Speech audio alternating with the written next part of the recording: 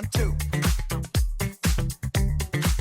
Let's bring the vibe to you. All right, hey everyone, and welcome back to the Ivy League podcast, where nursing school stress meets real-world survival skills. Today's episode is all about two big things every nurse needs to know. First, the Nurse Practice Act, aka the rule book to keep us out of jail. Ethical decision making and leadership, especially when things get intense in the ICU or ER. We have Ariel, who's a nursing student researcher.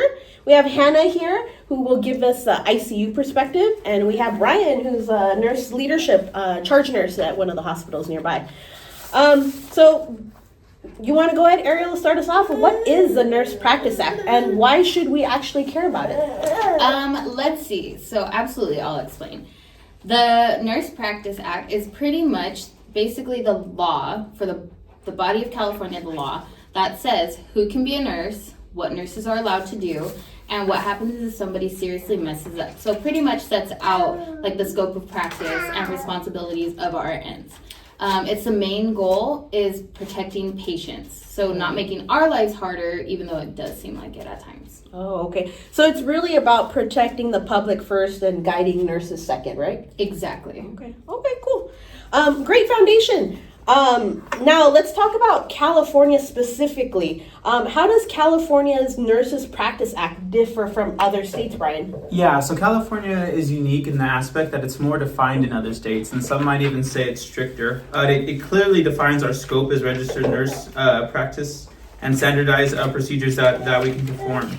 For example, in California, nurses can perform more advanced procedures, such as medical functions, furnishing medications, and standardized procedures that are formally developed and approved by our state.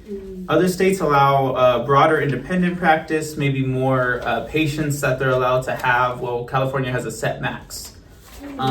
Some other states also allow independent practice, especially for advanced registered nurses.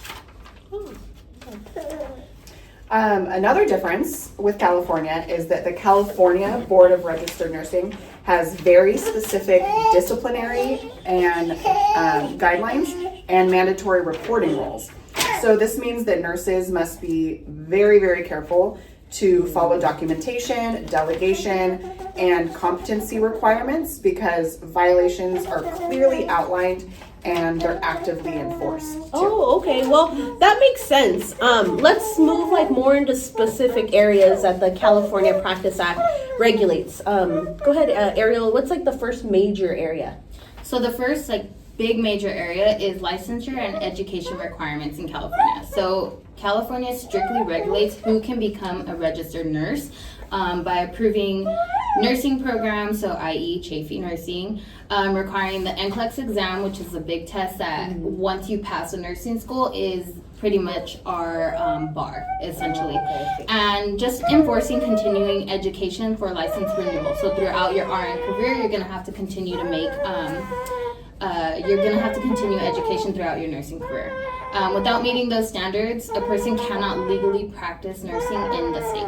Oh, okay. Yeah, that's definitely an important, safeguard. Brian, what's another regulated area? Another key regulated area are those questions we all got wrong in Nursing 6, the scope of practice and delegation questions. So who can do what requires an order. So some things require orders, from physicians. Others can be delegated to licensed vocational nurses and unlicensed assisted personnel. And this just prevents unsafe task shifting and ensures accountability within the workforce. Oh, okay. Hannah, is there a third or any other regulation? Yeah, so another one is disciplinary action and professional conduct. Oh, yeah. So the California NPA outlines behaviors considered unprofessional. So these are things like substance abuse, falsifying records, or practicing beyond your competency. It also gives the board authority to investigate complaints. They can also suspend your license and they can impose remediation.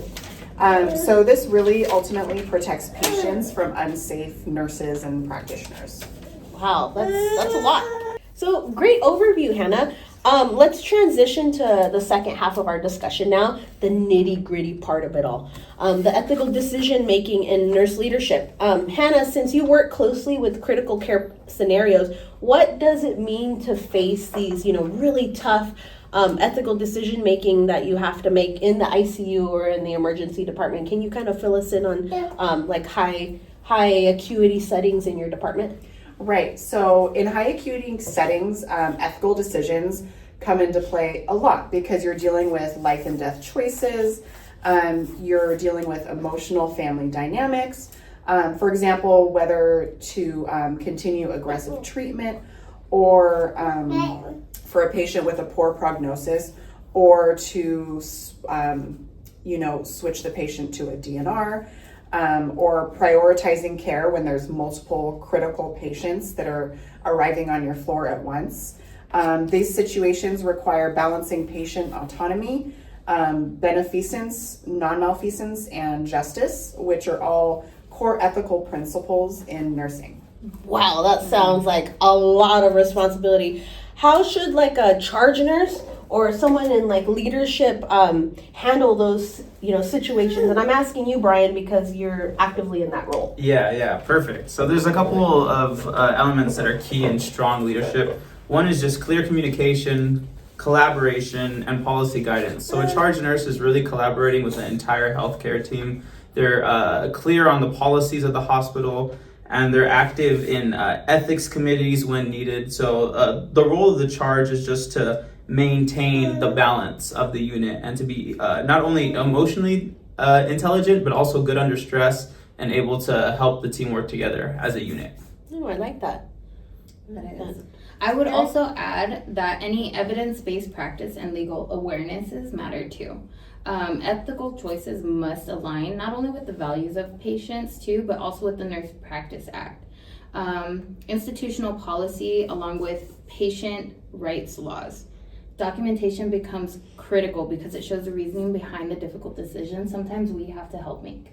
Oh, okay. Yeah. But like, how would you say, like, for example, Hannah, since you work in like ICU and ER, how do you go about managing the conflict with like families during like critical decision making? Like you were saying stuff about like DNR and all that. Like, how do you handle families during those critical moments where they have to make life and death choices?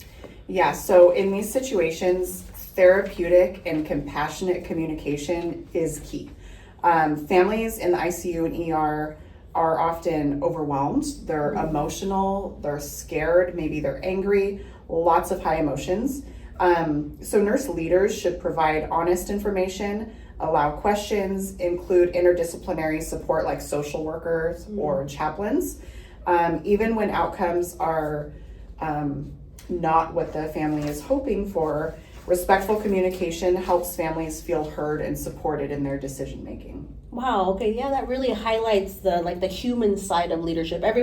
Anytime someone thinks about leadership, they just think, policies, this and that, but they never, that's nice to hear that there's a human side to that.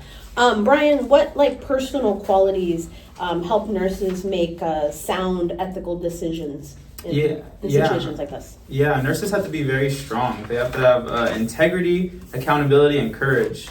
They must speak up against orders that they think aren't fair or maybe will harm the patient. They have to be able to advocate for their vulnerable patients, and that involves speaking up when it's not always comfortable. So there definitely are key essential qualities of nurses that involve being more outgoing and more strong and believing in what you believe is right. And also, like, ongoing education helps too.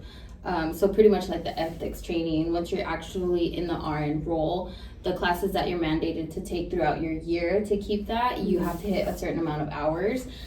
Simulations, hospitals around, California also include their nurses in practice sim, so it's ongoing skills education too, and reflective practice. So all that strengthens, this decision making over time too. Yeah. Perfectly said, guys, and thank you. This was just a really insightful, thoughtful discussion, and I want to thank all of our listeners for joining us as we explored, the nitty-gritty of this Nurse Practice Act and the ethical nursing leadership. We'll see you next time, and stay safe, stay ethical, and may your patients always have good veins. Yeah. Yeah. And if you guys want any more information, I put the link up right here. Go ahead and click that link. It'll take you to the Nurses Practice Act in more detail. Okay, guys? All right. Bye. Ships.